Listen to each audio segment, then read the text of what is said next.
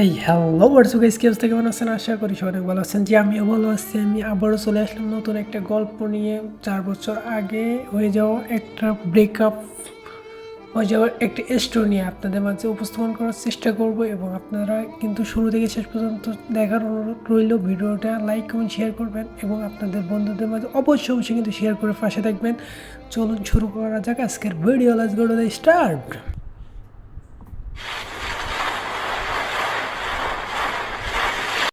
4 বছর আগে মানুষটা যখন ফিরে যদি আপনার কাছে আসতেছে, আপনারা কি বলবেন সেটা কিন্তু আপনারা কমেন্ট বক্সে কমেন্ট করে জানিয়ে দিবেন।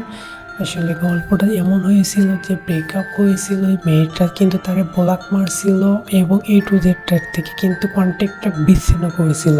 তারপরেও যদি মেয়েটা যদি তার জীবনে কিন্তু আসবেন এটা ভেবে, আর ছেলেটা কিন্তু তার দিনের পর দিন তার জন্য অপেক্ষা করছিল দীর্ঘ একটা বছর। কিন্তু মেয়েটা কিন্তু দুঃখজনক হলেও সত্যি, মেয়েটা কিন্তু তার সাথে কন্ট্যাক্ট বা যোগাযোগ করার প্রয়োজন মনে করি নাই। মেয়েটা তার কন্ট্যাক্ট নাম্বার, তার A to Z কিন্তু তার থেকে কিন্তু লোকাইছিল, সব কিছু চেঞ্জ করেছিল। করার পরে মেয়েটা কিন্তু তার জীবন থেকে চলে যায়। ছেলেটা কিন্তু সেখান থেকে যখন ব্রেকআপ হয়ে যায় তখন থেকেই কিন্তু ছেলেটা ডিপ্রেশনে চলে যায়। আসলে ভালোবাসার মানুষটাকে কেউ যখন না পায় বা তার সাথে ব্রেকআপ হয়, এটা কিন্তু অনেক কষ্টদায়ক এবং তার মায়া কাটানো কিন্তু এতটা সহজ ছিল না ছেলেটার জন্য। কিন্তু মেয়েটা কিন্তু তার এটা দেখে নাই। মেয়েটা শুধু তার দেখছে ভালো, তার থেকে বেটার কাউকে পাইছে, সেটা কিন্তু দেখে মেয়েটা চলে গেছে। চলে যাওয়ার পরে তারা দীর্ঘ 4টা বছর কিন্তু তারা সাংসারিক জীবন কাটিয়ে অতিবাহিত করেছিল। তাদের কিন্তু একটা সন্তান হয়েছিল। তাদের ভালোবাসার একটা ফসল বা তাদের ভালোবাসার একটা মৌসুম হিসেবে একটা সন্তান তাদেরকে জন্ম হয়েছিল। পরে সেই সন্তানটা নিয়ে কিন্তু তারা জীবনযাপন চলতেছিল। এভাবে তারা কিন্তু ভালোভাবে চলতে পারতেছিল। ছেলেটা কিন্তু ইতিমধ্যেই কিন্তু তার একাকিত্ব কাটাতে কাটাতে কিন্তু সে এক পর্যায়ে একাকিত্বটা সে বুঝতে পারে যে তার পাশে কেউ নাই। সে কিন্তু আস্তে আস্তে একা থাকা শিখে যাচ্ছিল। ছেলেটা ইতিমধ্যে একা থাকা শিখে গেছে। এটা তার পরিকল্পনা হয়ে গেছে যে তার আর পাবে না, তার তার হাজব্যান্ড আছে, তার সন্তান আছে, সে আর তাকে ফিরে আসবে না। সে কিন্তু তার আশাটা এবার ছেড়ে দিচ্ছিল। তার মধ্যে হঠাৎ একদিন মেয়েটা তাকে আনব্লক করছিল, তাকে অনব্লক করছিল, করে কিন্তু ছেলেটার সাথে কথা বলার চেষ্টা করছে মেয়েটা।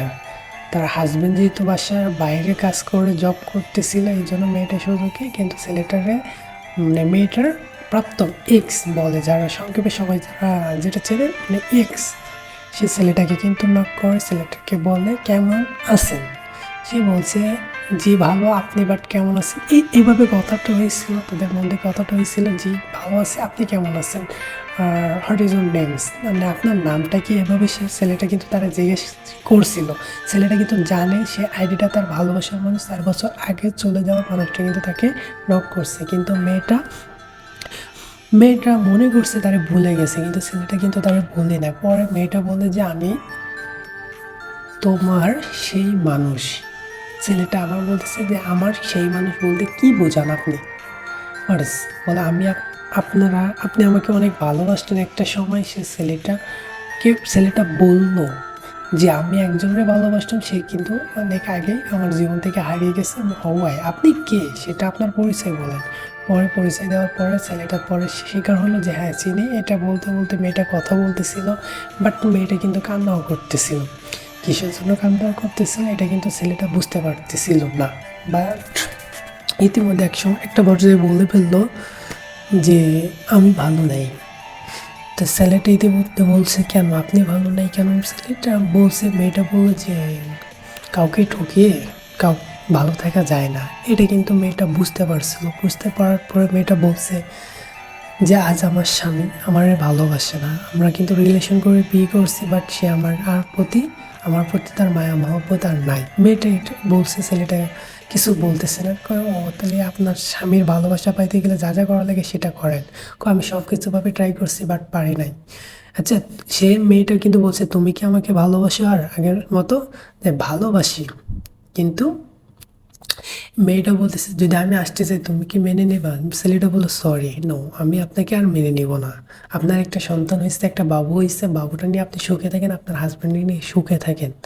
আসলে একটা কথা এখানে আমি একটা বলি, আমার পার্সোনালি কথা, যে মেয়েরা আসল ভালোবাসে কিন্তু বুঝে না বা আসল ভালোবাসা না বুঝে কিন্তু ফেক ভালোবাসাটা ধরে। আসলে যারা ছলনাময়ী হয় এদের ভালোবাসাটাই অ্যাকসেপ্ট করে মেয়েরা, কিন্তু যারা রিয়েল ভালোবাসে এটা কিন্তু তারা কখনোই অ্যাকসেপ্ট করে না বা বুঝতে পারে না। মানে হারিয়ে যাওয়ার পরে এটা কিন্তু তারা ডিজার্ভ করে যে হ্যাঁ একজনকে হারাইছিলাম যে আমার এটা পাগলের মতো ভালোবাসতো, আর আমি তারা সত্যি পাগল ভেবে ছেড়ে দিছি। ঠিক আছে, পরে বলে যে কেন, কয় না আমি চাই না আপনার বাবুর মা বা তার বাবা হারাক। মেয়েটা বলছিল ছেলেটাকে যে তুমি ওর বাবা হবা। ছেলেটা মুচকে এসে বলে আমি লোকের অন্য ছেলের সন্তানের বাবা হব কোন দুঃখে। এটা বলার পরে কিন্তু আসলে আমারও শুনে খুব হাসি লাগছিল যে ওর নিজ সন্তান তার প্রাপ্ত এক্স মানে যে এটা চলে গেছে তার কাছে বলতেছে তুমি তার বাবা হবা। এটা কিন্তু হাস্যকর একটা কথা।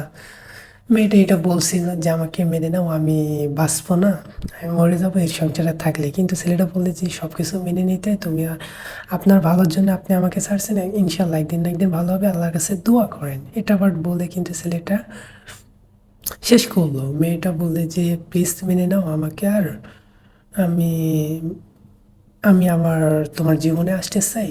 ছেলেটা নো কমেন্টমেন্ট মানে কোনো অ্যাকসেপ্ট করবে না এটা বলে দিচ্ছিল ভালোভাবে। পরে মেয়েটা অনেক কান্নাকাটি করছিল বাট নো অ্যাকসেপ্ট।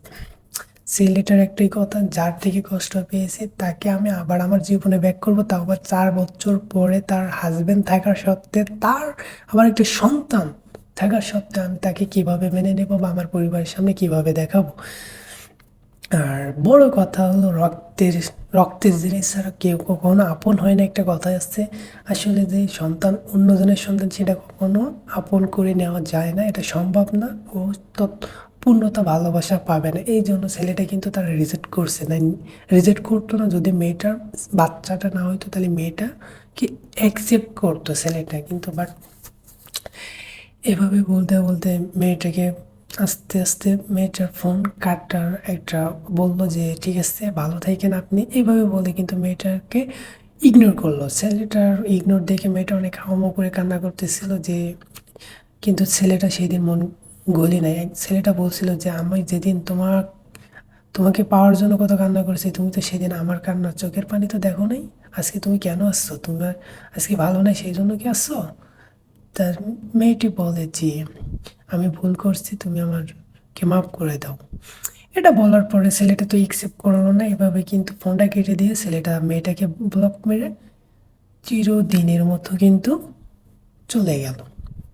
এইভাবে কিন্তু একটা, আসলে আমি একটা কথা বলি, আপনারা মেয়েরা এমন কেন, সত্যিকার ভালোবাসার মানুষটাকে আগলে রাখতে পারেন না কেন?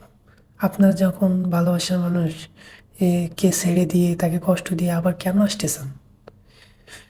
আসলে আমি বলবো না সব ছেলে এক এবং বলবো না সব মেয়ে এক, কিন্তু আছে এখানে। সবাইকে বলবো যে বুঝে শুনে করিও কাজ, করিয়া ভাবিও না। এটা সব সময় কথাটা স্মরণে এবং মাথায় রাখবা। এইটা বলে আমি আমার গল্পটা শেষ করতে যাচ্ছি। যদি গল্পটি ভালো লেগে থাকে অবশ্যই কিন্তু আপনাদের বন্ধুর মাঝে শেয়ার করে দিবেন এবং ভালো থাকবেন, সুস্থ থাকবেন। আল্লাহ হাফেজ।